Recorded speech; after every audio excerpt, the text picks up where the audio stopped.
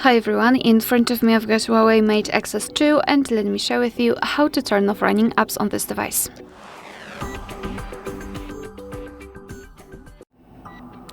So let's begin with opening the recents, and depending on what kind of navigation type you've got set, you can do it differently.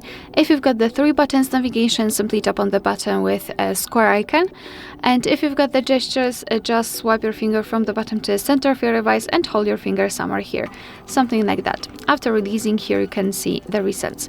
If you wish, you can close them one by one manually just by swiping them up, but if you've got a lot of apps opened, I highly recommend to simply tap on this trash bin icon. And here we've got the information, which means that we just successfully closed all background apps, and obviously we can open the recents to check. And here we've got no recent items, which means that we just successfully accomplished this operation.